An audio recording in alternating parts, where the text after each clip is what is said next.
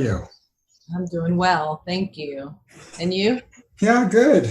Good, thanks. I have your chart to my left, and I've read the intake form, so I have a little sense of what it is that you'd like to discuss. But otherwise, I figure we can just get right to it. I'm entirely in your service, and we'll do everything I can to guide you accordingly. Perfect. So maybe you can just start by giving me an indication of what motivated you to reach out. Okay. Well, just a lot, things just happening and coming up a little bit heavier in my life, just with, maybe this awareness and stuff. It's kind of always been there and gradually come about. Maybe 20 years ago, I did 2 channelings, and then I did one a few months back, and that really kind of heightened what was already been there, and then a few months back, I had a totally new experience with my 2 daughters, my 2 youngest children, which we connected with spirit accidentally, and we were doing this cranial therapy thing where we just hold hands, and if I had an ache in my arm, we would just kind of get that ache out, and we would just do all these crazy movements. But then something led to, like, something was communicating with us, and we just went with that, and we learned that both of them have a spirit guide, and he's super it's a child that's with my youngest one, and friendly and learning, and that just kind of escalated things, and just been watching channels and doing things, and I tried to do last week a past life regression, but even though I believe in this tremendously and everything, I really don't know how I feel about it, because I just feel like I didn't really get into a hypnotist or trance, or and I feel like, because I received things in thought form, that I just felt like I was making it up. Like I was kind of, so it was hard to kind of get a good feeling on that. Sure. So, Okay. Yeah. Okay. So I don't know. I know that Well, I know this is where I need to be, and so I don't really know the plan. I'm just letting it all come to me. you found a good resource. Great. I I'm can help excited. I can help you sift through a lot of it. Perfect. Let's start with the last piece of the puzzle. So past life regressions have value. This is everything you're going to hear obviously is just my opinion, and we'll just keep working our way through it. And if there's anything that doesn't resonate, just obviously you'll call out. So in my experience, the past life regression is particularly of value if you feel that something is unsettled, as if sometimes it's a physiological ailment that you can't quite figure out. Other times it's an emotional type ailment where you have a nagging suspicion that some past life trauma has carried over into this incarnation. And so in the context of looking to resolve something, the past life work can be quite a value. But insofar as you're otherwise settled and not looking to resolve something that you can't find an explanation for in this incarnation, I'm not a huge advocate of trying to dig up too much detail on past lives. Okay. And the reason being is that, for starters, if you have deep spiritual intention and the veil is thinning a little bit that's allowing you to access spirit the way you're describing, if you start to bring back past life experiences, especially in a hypnotic state, you could end up bringing back convalescence of some of the energy and emotions that could end up clouding or interfering with this incarnation. Mm-hmm. I get it. And so there's a very explicit reason why one incarnation comes to an end, and then we reset and we start the next one with complete spiritual amnesia of what's transpired before and where we've come from. It's all part of the deliberate design. Okay. And so and I've gone into the past life space just out of the curiosity, where I could find out where I spent most of my incarnations, what kind of work I was doing, whether I was married and kids and all these different details. But as soon as I start to get into like like tragedy and crisis. Like I found out that I had, because this is a good example, I've always had a fear of knives. And I never understood where that fear came from. And so in a regress state, I had asked, and I was informed that on 2 past lives, there was a stabbing. Mm-hmm. And so, but then I was also told that if I was to go and try to understand in further detail, I would literally be reawakening that event. It would enter into the consciousness of this incarnation and now it would go from having a little bit of a fear of knives to being full blown like PTSD around knives. Sure. Potentially. Yes. And so that's the context of past life work. Everything, and so that's the only thing that I would give a degree of caution around. Everything else you're describing, I would say go gangbusters as fast as far as you can possibly go. Okay. Yeah, I think my 2 reasons maybe of thinking that I should have moved forward with it was one, when I was like, either trying to connect or try to feel like I'm getting further along, I was just thinking, I'll go through life and like, I'm fine, nothing's wrong. But then I'm like, it's something underlying with me. And I thought it might've been just with my mother. Cause, we've always been disconnected. I lived with my father since I was 3. And so I thought it was that. And then I went to a yoga art therapy and, what I drew out was kind of related in that. I might grab it. It's sitting right there and show you. And so I just felt like, well, maybe I was just having these things with my mom because I haven't ever been connected with her or family, like even any of my family. And it's nothing like any big thing happened. It just hasn't ever been there. And I got a big family. and then the other thing was, since I was young, like in my early 20s, I always had this crazy dream of driving up a steep bridge and falling back in the vehicle into the water. And I have it today still. And it just kept going on and on. I'm like, okay, why is this dream? And sometimes it's just exhausting when I wake up. Yeah. And dreams of chasing and stuff. I'm like, okay, what is this? So anyway, I just thought I was holding on to something that was just not letting me move further. Yeah. But so that's a quintessential example of potentially a past life trauma that is replaying itself in your subconscious. Sometimes it is also spirit coming through to try to inform you of some danger or something to be aware of. So it's a little bit hard to tell. You have to start to tap into your dreams. But if you're having a repeating dream like that and it leaves you fatigued when you wake up, in all likelihood, and there's no recollection of any event happening in this incarnation, then in all likelihood it could very easily carry over events from past lives. Yeah. And yeah, go ahead. I was just going to say it was interesting because I did have almost a near-death vehicle accident, let's see, right under 20 years ago. And it was definitely, I thought it was one of my exit points. Even the ambulance driver didn't know how I survived out of it. Vehicle flipped several times on the interstate. And so, but I had the dreams before that and after. I was going to say, you had the dreams that you're speaking of before that traumatic accident. So I don't know. And you weren't hurt in that accident? Not really, no. It's a little repair on a tendon. It was phenomenal. Yeah. But so was there a sick relative, or were you around somebody who passed away when you were young?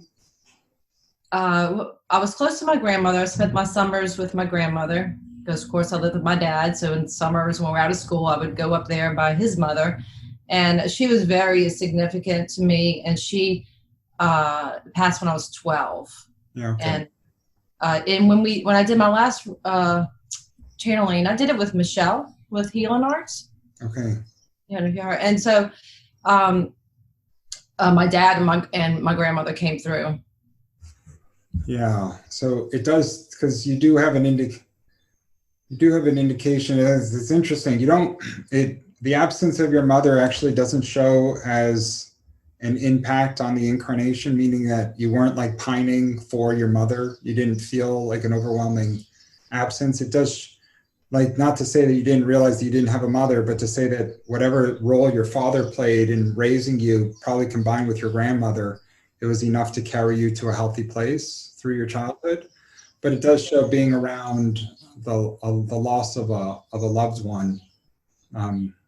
As a child, it shows, I don't know if there was drama or any type of manipulation or any type of kind of that vibrational energy in the household, but that sometimes comes with displacement as well.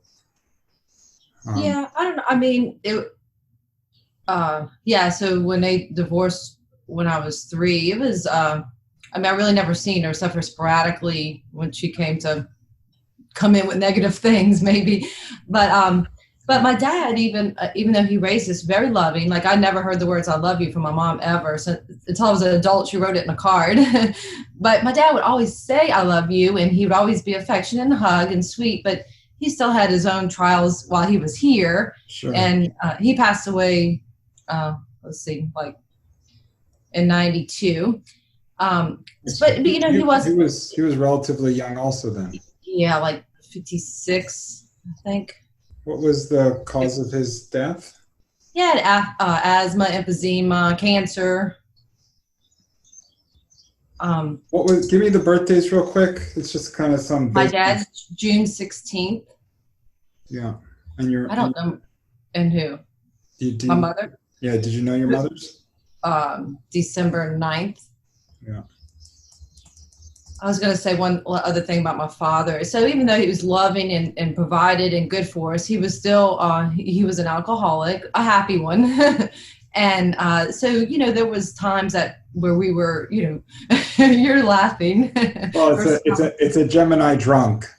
Oh, okay. I love it. Yeah, Gemini drunk is a chatty Cathy. They enjoy the alcohol. They're naturally quite communicative. A good Gemini drunk is one that likes to drink in company, and then they just talk about everything all day and night. Yeah, so he was like that, but you know, he was always good to us. But the you know, I guess his biggest fault was that we were left alone a lot and in nights, and that was very, I think, as growing up, kind of hard.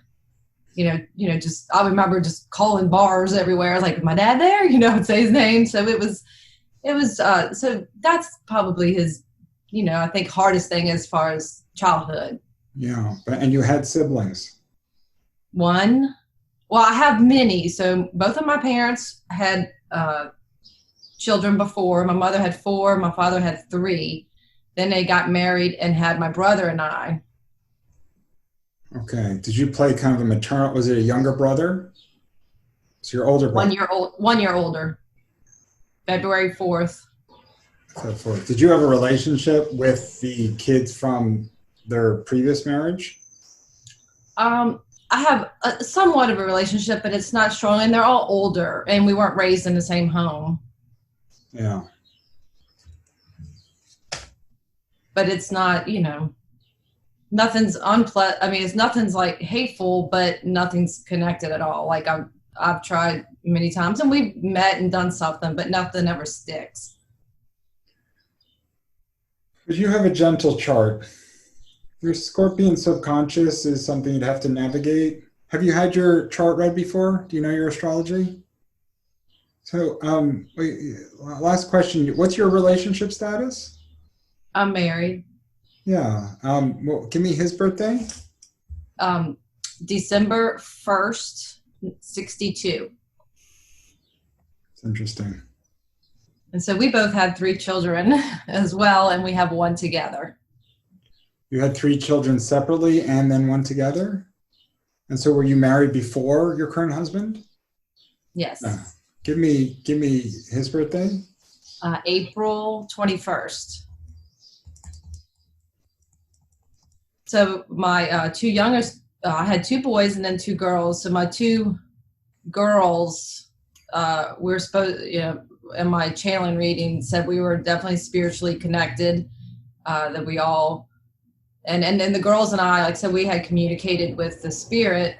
Now my youngest one, my 10-year-old, her spirit and I will hold hands and we'll talk. I'll ask questions. I'll do, you know, everything. Like we sent her to a horse camp out of state, and I was a little reserved on that one. And I'm like, his name is Pigmonte. I'm like, Pigmonte, go. I said, can you check out this camp for me and let me know if it's safe? And he's like, I don't know, because he's young. And I said, can you please go ask an adult to go check out this camp? And he pauses and he comes back. So I can do that with my youngest daughter's spirit, but my older daughter, he's shy, like her, and he won't communicate when I hold her hand, but the two girls can do it together.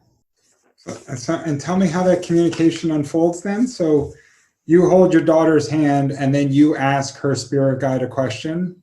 Yeah, we both do. Yeah.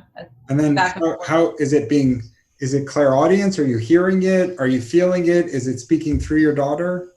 It's, he'll move our hand. He'll go up and down for yes and no. And we can get a pen and write. He'll write things out, draw pictures with the pen. So whereby you just put the pen on the paper and it just starts moving. Both of our hands are holding the pen. We can hold it any kind of way, and we can hold this pen crooked in our hands, and he's moving the pen around. And I love it. And do you have greater indication of what his role is when you say a spirit guide? Is he? Go ahead. Yeah, I mean, that's when I asked Michelle. She said it was the spirit guide, but he's 9, so he's young. He's 9 now. Like he's playing the part that your daughter would need him to play. How give me the age of, so it doesn't happen with your boy, with your son, it happens with your 2 girls. Right, my boys are already out of the house, so okay. They're older. Okay, so it's just the 2 girls that you're living with now? Mm-hmm. And give me their ages. Kramer turned 15 yesterday, so she's 15, July 13th. And Allie is 10, and hers is May 22nd of 2010. Kramer's 2005. You would have a great relationship with Kramer. Uh-huh. Yeah, it's going to be a beautiful bond, the 2 of you. Can you see this? Mm-hmm. It's beautiful. That's the. Okay. Yeah, I know. Kramer has my maiden name. That was my name when my dad's name, our last name. Okay, and Pigmonte is 9, and is it Pigmonte speaking through both of them, or communicating with both of them? He will, but he's Allie's spirit guide, and his little sister is also there with him. So it's Pigmonte and his little sister that. How old is his little sister? She just turned 3. Have you asked personal questions about Pigmonte and his sister?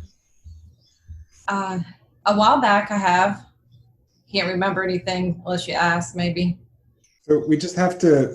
Here's my. I did ask. Okay, go ahead. Here's my. No, it's fascinating. There's a lot of people that have different experiences that are actually similar in different ways. You're just having a lot of them coming in from many different angles. And to be frank, like you're in a good, healthy place to talk about it, which is nice. And you have a gentle chart, which puts you in a position. Some people have a lot of inner conflict and heaviness and stuff that they have to resolve with themselves.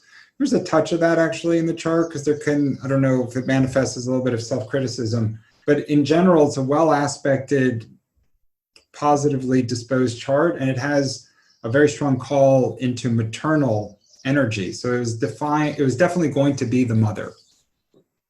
It had that determination. The role that is unfolding here, which is you communicating with the spirit guides of your daughters, the important part, the piece that I really want to make sure is understood is, are these indeed spirit guides, or are they spirits that are just comfortable communicating through your daughters? Mm-hmm. And so there are discarnates, right? We're incarnates. There are spirits that are all around us. Sometimes spirits get trapped when they die suddenly and unexpectedly. Sometimes when they're younger souls, they don't know which way to go when the death happens. So they end up simply lingering. they don't have a strong polarity. So they're not necessarily like bad spirits. They're just spirits that are still here. And if you have the right vibration, as it sounds like you and your daughters do, you can start to communicate with those discarnates, that spiritual energy. When we speak of a spirit guide, prior to the incarnation, you would have chosen a body and you would have chosen the mind. You would have chosen all these different circumstances, like an absentee mother, but like a loving grandmother, a father who was loving but had his alcoholic tendencies and passed young, and all these various circumstances with a phenomenal amount of detail would have all been considered prior to your incarnation. And to help you along that path, you would have had spirit guides. The spirit guides in this context are much more evolved because they're much further down along their own journey, and they have a great deal greater consciousness. And so they were with you when the choice was happening for this incarnation, and they planned on being with you to help support you through the journey and try to keep you on path as best as possible. Mm-hmm. Does that make sense? Yes. Yeah. Your daughters and your sons and your husband and everybody likewise have spirit guides. Mm-hmm. And those spirit guides are constantly trying to communicate and to support. And sometimes it's really obvious and we still disregard it. And sometimes it's obvious and we hear it. But the human mind and the 10,000 shiny objects that define this incarnation distracts us all the time. Mm-hmm. And that's why it takes a special energy and a special vibration, a degree of stillness with the intention that you're exhibiting to actually be able to receive these messages and have them come through on a very regular basis. Mm-hmm. But what we'd want to figure out. I did ask Pigmonte more than once, and he did when we wrote it on the paper that he did say he was a spirit guide. He used both words. And so when he says he's a spirit guide, did you ask him, because if he's 9, have you been communicating with him for more than a year? No, just this happened. It's probably been 4 to 5 months ago. So ask Pigmonte if Pigmonte's going to get any older. He did. He had a birthday, and then his sister, it had been like over a week since we, put our hands together and talked. I said, "What's been going on, Pigmonte? What we missed you. What's happening?" And he said, "Well, his little sister had a birthday. She turned 3." I'm like, "Wow." So we just do like that, and it's fun. Like he always wants my daughter and I to dance all the time, and so we're already holding one hand, and he'll go take this hand and push it to both of our hands and make these hands touch. And he is like making us dance all over the living room, just everywhere. And he loves, all kind of crazy stuff. And she'll ask him, "Are you making this up or is this a real dance?" And he'll say he's making it up. So this is my first experience with this. Yeah, I would want you to definitely go deeper into the questioning to try to really understand what Pigmonte's intention is. Okay. So, and it's only because in the traditional sense, and there's going to be a million spiritualists that can help you. So this is just one more mind. But in my experiences, your spirit guide is more evolved, more advanced because they're guiding you through the incarnation. If Pigmonte is 6 years younger than Kramer. Then what's that? Allie. Allie is, you said Allie is Kramer, yeah. Oh, yes. It's Allie's spirit guide. Yeah. But is Kramer, does she hear from her own spirit guide? Yeah, she can, but his is Orison. But I have not, I can't do it with her. I almost kind of did, but what he does is he just puts his hand behind his back and he's shy. Okay, so I thought Pigmonte was coming through both of them. So Pigmonte is talking to Allie. So Allie's already a couple years older than Pigmonte. Allie's only 1 year. She's a year Allie's older. 9. Allie's 10. Has he been able to bring advice for Allie? Is he actively trying to help her, guide her? You gave the example of her going away. I'll ask them if something's safe or if something's good or if something feels right. I ask them if they're, if they're good. I did at the beginning ask him if he was stuck here, and if he needed to go to the other side. I don't remember what that answer was. We have some things written down in a book. That's a good question. There's a excerpt. There's a part of the Edgar Cayce biography. I don't know if you know Edgar Cayce. Yes, he's doing a workshop in Tennessee in September. I really want to go ahead, get to it. His foundation is like yes. Yeah. So Edgar Cayce, when he was young, Allie's age, he used to love, because he was living in Kentucky, and he would go out and he would play, and all day, and there were all these kids everywhere, and it took him a long time to realize that he was the only one seeing them. Okay. And then each year that went by, the kids weren't getting any older. Oh, okay. And then one day he had another friend, and his friend could see them also, and it started to rain, and they all went and ran into the barn. And when they got there, him and his friend, the two of them were soaking wet, but all the other kids were not. Wow, I haven't read that. Wow. And so that's when it started to dawn on him, as he was getting older, that of course he had an access into the spirit realm, and that he was seeing the spirit of all these children, but that these children were just spiritual energy that he was able to engage with. And his guide, and obviously Edgar Cayce had a phenomenal life because of what he was capable of, but the higher consciousness and the guides that came through for Edgar Cayce were off planet and were far more evolved, and they were there to help him along in his journey. I love the idea that Pigmonti is there and sharing a life with Allie, but I would really want to just ask a lot of questions and see what kind of answers you get from a 9-year-old spirit. Yeah, and also I don't think she's seen Pigmonti, but Pigmonti's little sister she has seen. Yeah, and what does Pigmonti's little sister look like?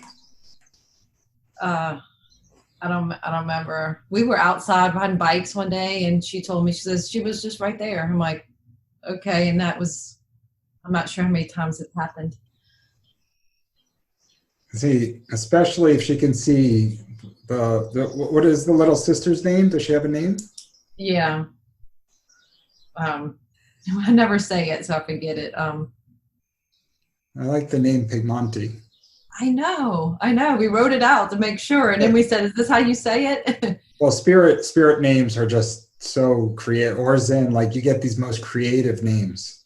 Yeah, the little sister's like, it's like Lisa, but it's different, you know. Yeah, yeah. So my curiosity would be, especially, and how Allie, what does she feel like when she sees the little sister? What's the energy? What's the sensation? Is it just like, oh, that's another girl, just like a little 3-year-old? She was just like, hey, Mom, I seen Orizen's little sister right there when we were there. I'm like, really? So that's cool. And she's like, yeah. And then nothing else, just nothing scary or uncomfortable. Yeah. So I guess what I would want to help, I would want to encourage you to figure out is whether, well, for starters, Allie has to be incredibly gifted to be able to actively see spirit. Mm-hmm. Yes. That's the first. She's the only one out of anybody who's seen it. Yeah. When you're transcending, when you're able to actively, when your vibration is such that you can pick up the vibration of spirit around you.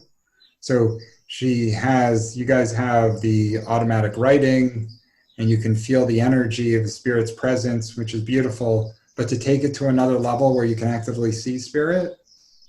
And you have to learn to manage that, because if you're seeing spirit and then other spirits realize that your daughter has the capacity to see, they can very easily come into her space with the desire that they communicate with loved ones or try to influence her in some way or another.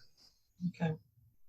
You know, yeah, I realize it's a brave new world when you go into the space. Okay. Do you do that?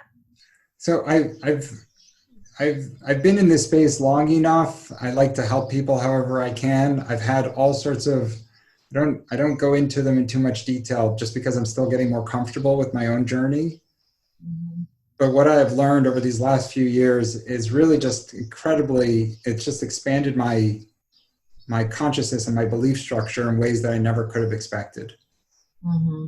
And so like faith, the act of faith becomes your confidence. So if you have faith in what you're experiencing, and that there is something that perhaps you can't explain, but that you know it to be true, it can carry you further into that space. And so somewhere, I don't know, over the last couple of years, my faith started to get really, really strong and just started to carry me further and further. Mm-hmm. And so a lot of the questions that I'm bringing to you is really to help you manage what's unfolding, and to do it, healthily, so that you're not left vulnerable. And, like Edgar Cayce is a good example. He had no idea what he was doing, and he was left really vulnerable. And not to the spirit, because he had protection, but to the people around him. Okay. Mm-hmm. Like there was that, the doctor, because he was a medical channel, and he would bring in amazing diagnoses for all these sick people, even though he had a 6th grade education and no medical background. And so the doctors used to think that he was, like, they call him the sleeping psychic, because when he closed his eyes, his mouth would keep moving and out would come incredible diagnosis of anybody anywhere on the planet. Yeah. They would just send a letter and be like, oh, my grandmother is sick in Boise, can you help? And he would be like, she has gallstones, she needs surgery, whatever it was. He would just give an answer, and it was Mm-hmm. always accurate. Mm-hmm. And so there was one occasion where a doctor thought he was just faking it, and they literally came with a penknife and they cut out his fingernail while he was in that psychic session, thinking that if they created enough pain, he would snap out of it. But he didn't snap out of it, because he was in a complete trance. And then when he came out of the trance, he was screaming because he was in so much pain. Wow. I can't wait to read more about him. That biography, I have some of my favorite books. That biography is listed on my website under my book lovers tab. Okay. That one's just a brilliant read. It takes you back 100 years, because it's a different era, but you can get so much out of that biography, especially if you can sit and really just enjoy it without all the distractions. And, like I would put my phone away for an hour and I would just sit and read that book.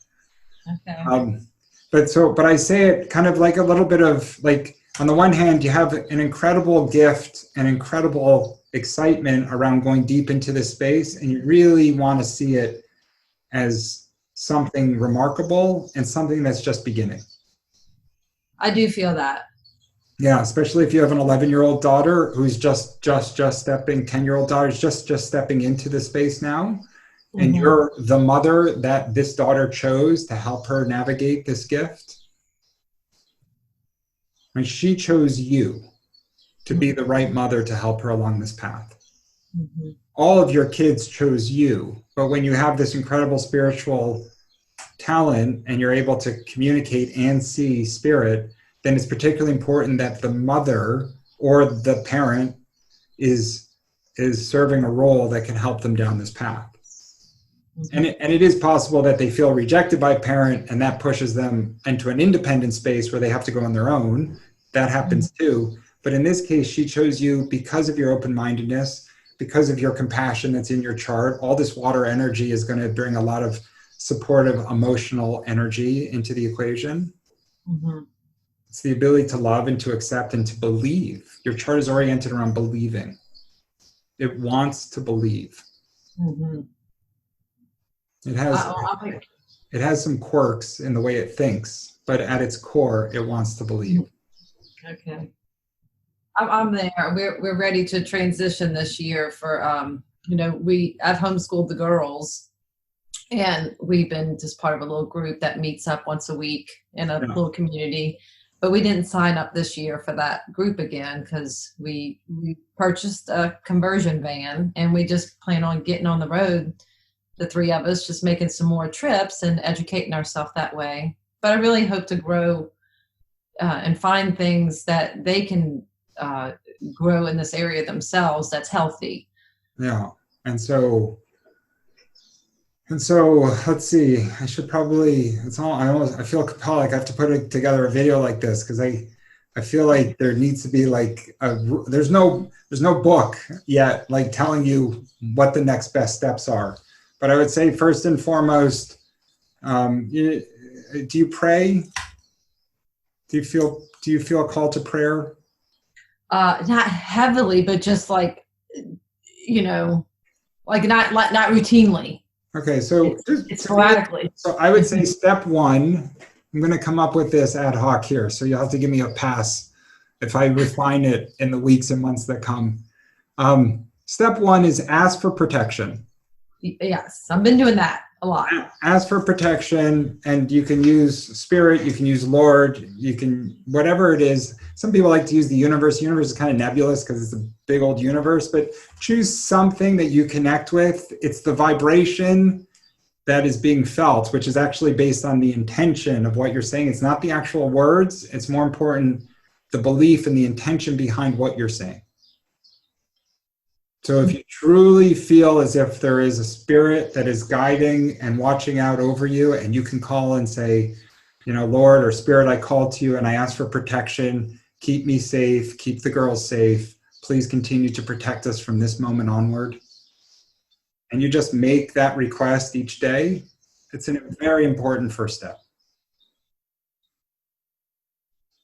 Okay. And then my sense is from a second step standpoint, if I were in your shoes, I would, especially since Pigmonti sounds like a lot of fun.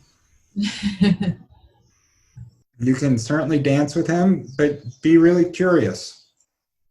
Ask a lot of curious questions and then take account of all of it and figure out who exactly you're talking to. Okay.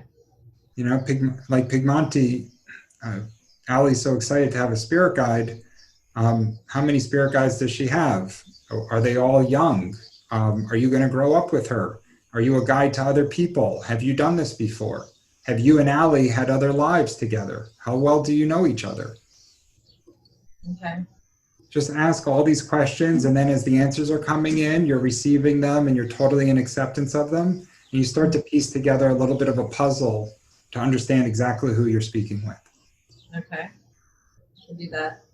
Yeah, and then ask, has your little sister been a guide? What is her plan? Is she going to hang out with us forever as well, or are you only here for a period of time? Allie saw your little sister. Can Allie see you too? Are there going to be others that we're going to be able to see? Okay. And as those details start to come in, if you feel like he's giving you answers, like good concrete answers, then you can ask things like, is it in Allie's highest and greatest good to have this happen? Like, is it in her highest and greatest good to be able to see others? Is it in her highest and greatest good, or whatever language might connect with Pigmonti? Will it make her happy to be able to talk to other spirits? Will it make her happy to be able to hear them and to be able to communicate for them? Okay. Because then you'll start to get a sense of what was decided on pre-incarnation that Allie's soul wanted to have manifest as part of this life. Exciting. So exciting. You have to keep invoking the greatest of consciousness and the spiritual tools, because you're moving down a space that it can have missteps like anything else. And so like any other part of your life that you've achieved things with, you know, like relationships is a good space. Like if you knew what you knew now, like your first marriage would probably have been very different. But yeah, but different. But you had to go, yeah, right? But you had to go through it, and now you're taking the skills and what you've learned and you're applying them to your second marriage.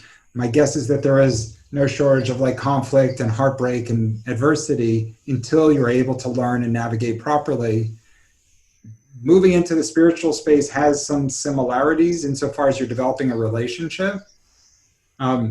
It's not a relationship like a marriage that has conflict in the traditional sense, but it can bring in different energies and variabilities that need really good spiritual intention to helpfully navigate.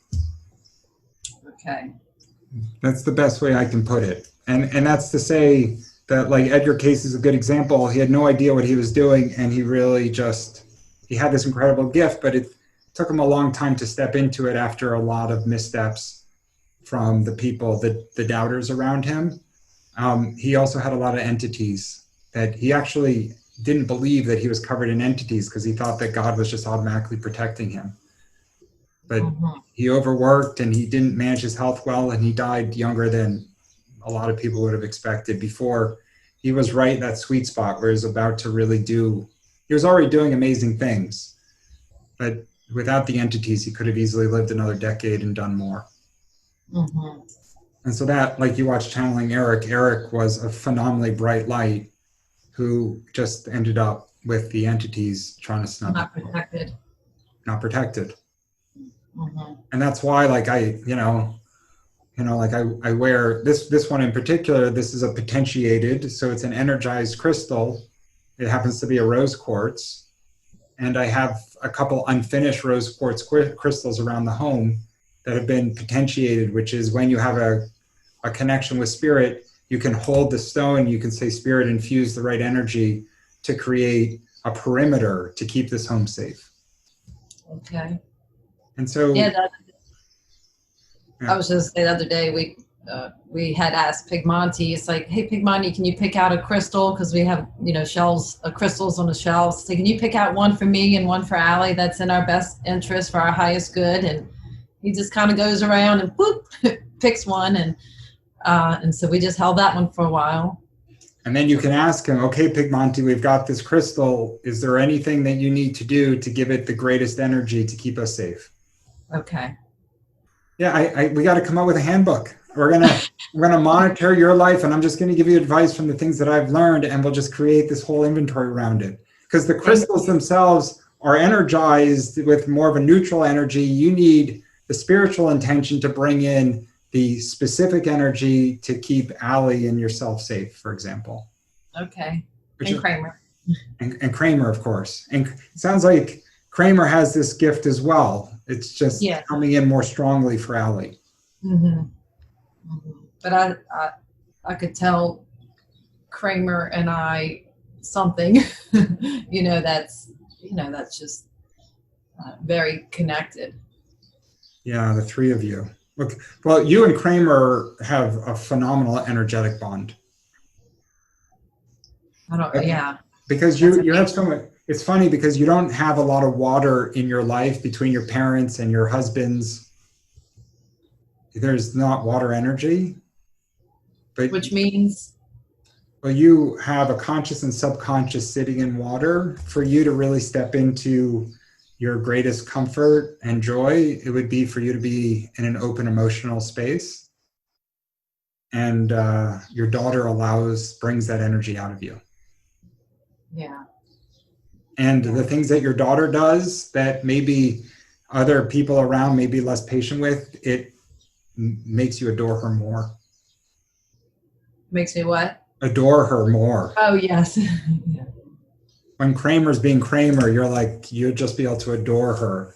Especially, and she's only in her teens.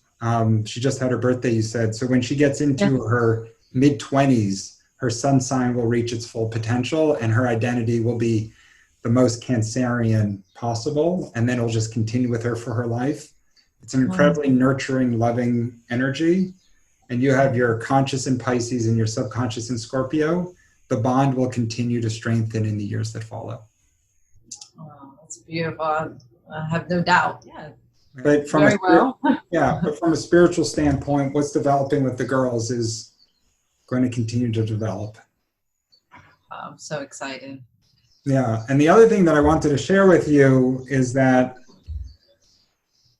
around 2012, and this is around, so that's the most accurate date that's given, the Earth started to rotate into its next level of consciousness.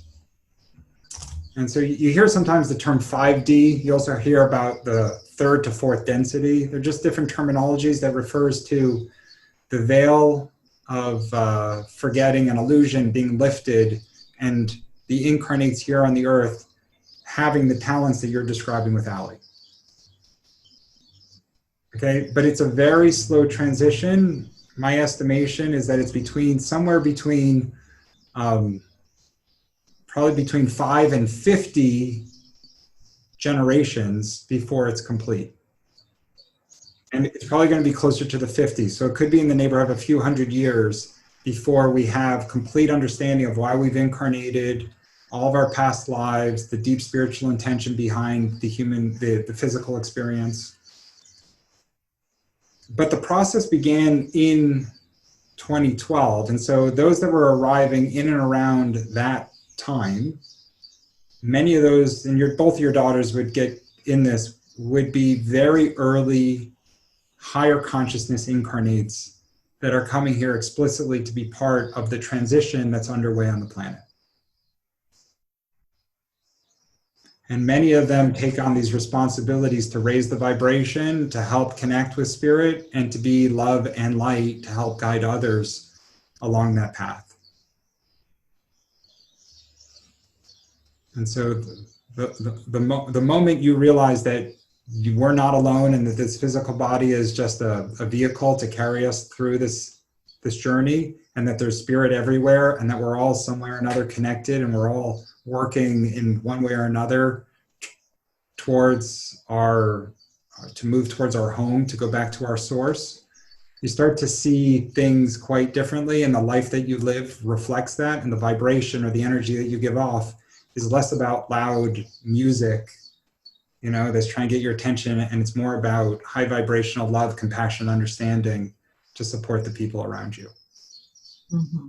Right? The loud music is just like, it's less about kind of the egotic, kind of the crazy material mind, and it's more about the connectedness and the communion that forms with like-minded vibration.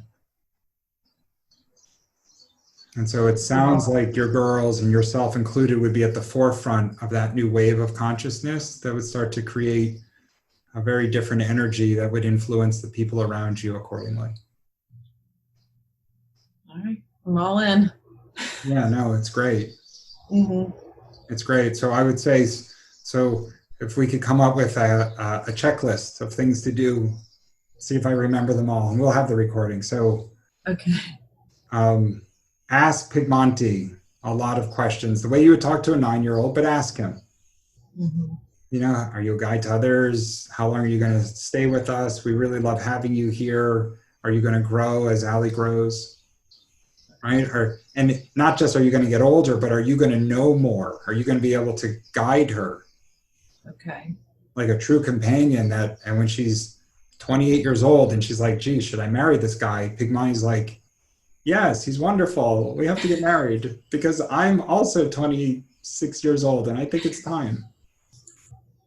Okay. You know what I mean? So get a better handle on Pigmonti and the potential there, and start to ask all those questions, and we'll figure out if he's spirit here kind of on earth, or if he is truly a spirit guide that's going to grow with her. And then if there are other spirit guides, and if the little sister has responsibilities, and if they're helping other people, and more questions, and see what he can answer. Okay. And then step 2 is on a regular basis, you and the girls can just ask for protection. You come up with the language that works, and it has to be with a deep intentionality. You have to believe it. Mm-hmm. Right? Because that's your body becomes the instrument, and the words are the sounds. And it's the beautiful music that's created when the instrument is finally tuned. And that's the intentionality. Yeah, I think I feel really good about just believing in it all. That part's easy. It's when you're communicating it. The belief that you're being heard. The belief that it has meaning. Mm-hmm.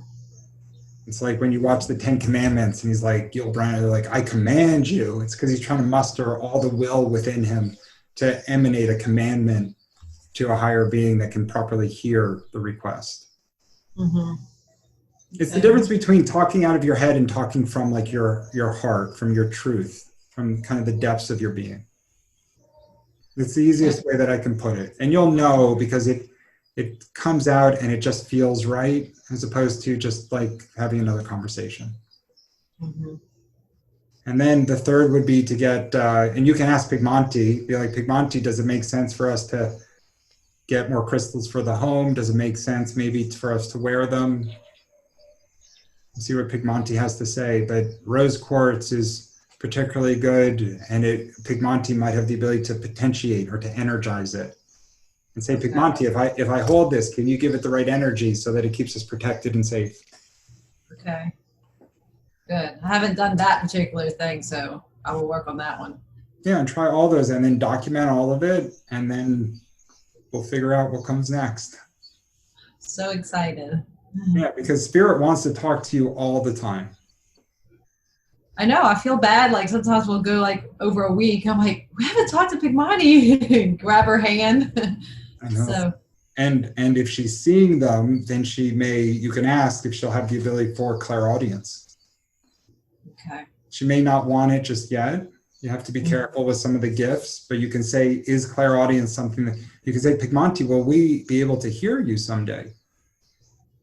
Mm-hmm. I think I've asked that, and he's answered yes, but I figured we needed work or clearing or. Don't, I would, that's like step 10. Or you don't want it because then there's, you just go crazy if you're not able to control it, if you're not ready for it. Okay. Because then you can't turn it off. There's all sorts of different stories out there of missteps. And so you kind of move at a pace that you're comfortable with, and you let your excitement keep carrying you forward, but you let your spiritual and your intuitive mind make sure that you don't get too carried away. Mm-hmm. It's about navigating it at a healthy pace. Okay. You're going to help with that, right? I'll do. Yeah, yes, I'm happy to help you. My hesitation is, of course, my Capricornian mind says, Allan, are you qualified to help? And then, of course, my subconscious says, do you know anybody that would be better? And so I'm hesitant because I'm like, I'm somewhat qualified is probably the best way to say it. But I also don't know anybody better. And I've had to learn a lot of this on my own, just from my own journey. Mm-hmm. So I can educate from my experiences. Mm-hmm. But yeah, I'm happy to help you. And I would love at some point to even see or meet the girls and feel their energy. Oh, good. I just sitting here thinking that, because I'm sure we could, show you how Pigmani communicates. And I just got the message. I just got my own message that if I hit speed bumps, that I'll be able to call in for help for you. Yeah. Yeah. We will be able to find resources in case we get stuck. Okay. I'm just very, very excited about it all. The adventure. But I cut you off. Tell me what you were saying. Just if we would, I was thinking the same thing with the girls, just if you were good with, having them on here too, and seeing how Pigmani works or communicates, I should say. Yeah, absolutely. I'd love to get a flavor for it. Okay. I'd love to get a flavor for it, and then give you, especially in the context of the questions that you ask and what comes back. Okay. Like, if you're speaking a lot or there's a lot of handwriting, sometimes the handwriting might be hard. I don't know how fast it moves, but a lot of people, they don't realize that the automatic writing is just a transition so that they start to hear the messages directly, which is really what a channel becomes, is the ability to bring in the messages. And so sometimes the handwriting can't keep up with the thoughts that are entering. So he goes from taking over the hand to really just communicating directly with you. Okay. In which case you would have a recorder and you'd start to speak out loud. But even if you don't, if it's just things that are being written down, you can still have a recorder so that you can hear the question asked and then you can repeat what gets written on the paper and you have a record of it. Okay. You start getting better organized around it, and you'll set aside, you're like, okay, we're going to do an hour here, we're going to do an hour tomorrow, or Tuesday, Wednesday, Thursday, whatever you choose. And then the picture starts to paint itself, so to speak. Okay. I can work on that. Yeah, there's the satisfaction that you'll get from going in this space. You can't measure it. Yeah, it feels like, just the whole life of being lonely, that's coming to an end now. I almost feel like, I don't know what it looks like, but it seems like even though I've had, things going on my whole life, obviously like anybody else living on this earth plane, but it still feels like I've walked this whole thing alone. And I appreciate that. And there is usually an explanation for that as well. Mm-hmm. So most that I've known that have moved into their spiritual space have felt a degree of loneliness or individuality and independence. because they had to be able to break healthily from the consciousness around them so that they could step into a very unique way of thinking and being. Mm-hmm. So to put another way, let's say your mother and your father were just amazing and they set up this incredibly perfect environment for you and you had this incredibly deep connection with them. Your consciousness would have been hugely influenced by their consciousness. And if they were just strict churchgoers and all that they believed was what was written in scripture and you couldn't break from Sunday Mass and that was it, then it would have been that much more, not to say you couldn't have done it, but your consciousness, especially if you were happy and felt like you were in a loving space, it would have been harder for you to break far away from that and to wind up here. Yes, I do understand that. And I do, that's where the comfort comes in of, missing out on that loving affection, mother. And yeah, and it's weird because I'm like all of us, all four of my children, we'll get to each other and we just hugging, like we'll hug like 10 times when we're trying to say goodbye.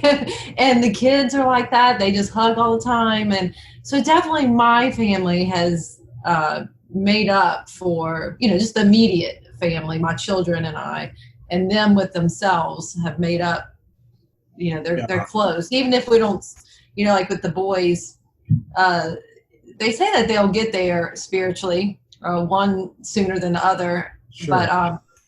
But there was still the loving part where, just the hugging, the kissing, I love you, all that. It's wonderful because, my dad passing away so young, it's hard. I was just looking at his picture earlier and I'm like, gosh, that's what I miss, just giving him a big old hug. And when you don't get that, when you go your whole life, and I guess, and you thinking, you think about, I always say like, it didn't really bother me with my mom, but then I'm like, it must bother me somewhere deep in. So it didn't, not to say that somewhere it didn't bother you, but to say that you're not actively being impaired by the absence of your mother.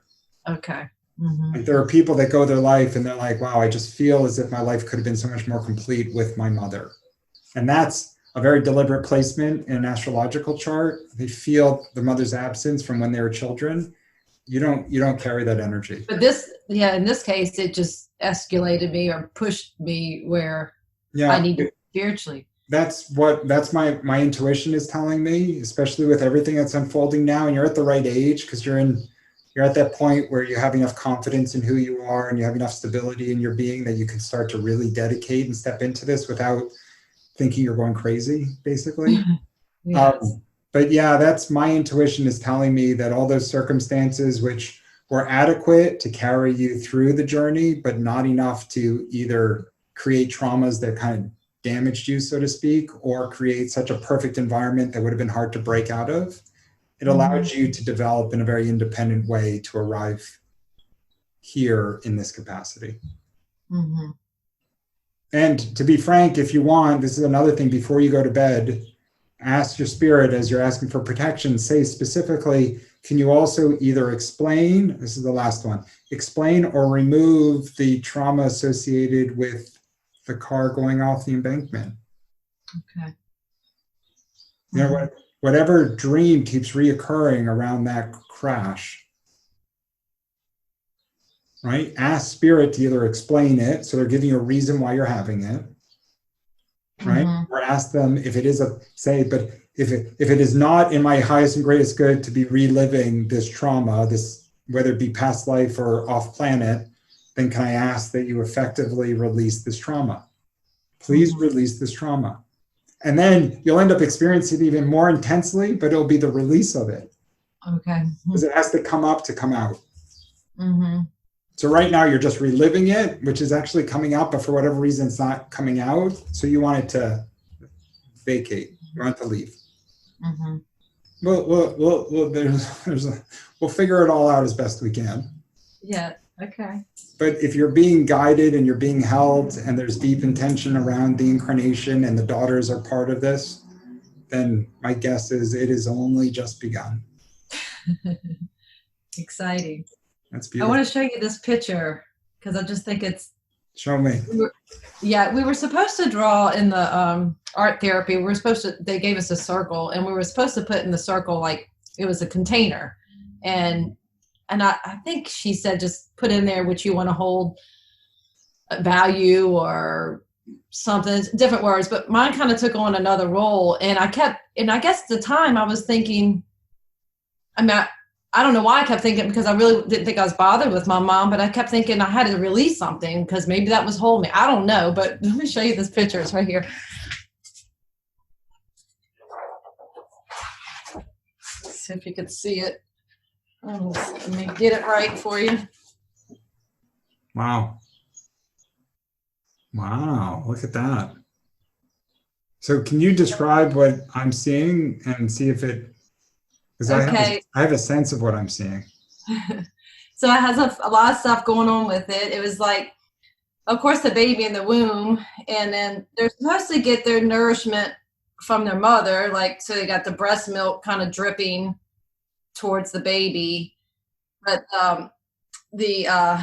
but we don't always get that nourishment and love from your mother, your birth mother that's birthed you. So sometimes we got to get that light nourishment from that higher source. So then you got that, kind of looks like umbilical cord, but to me it's just the energy going into the child and the life. Yeah, that's what I saw actually.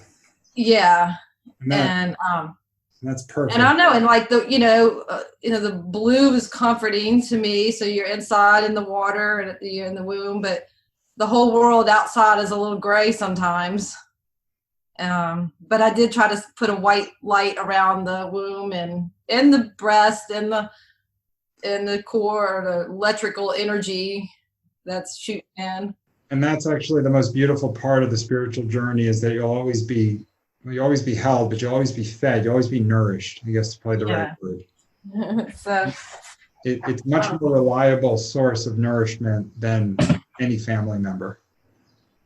What was that last thing? The spirit will provide greater nourishment than could nothing. The family is an amazing thing, but family, they're also on their own journey, and sometimes they have their own suffering and struggles, and sometimes they're not intended to be there to nourish you.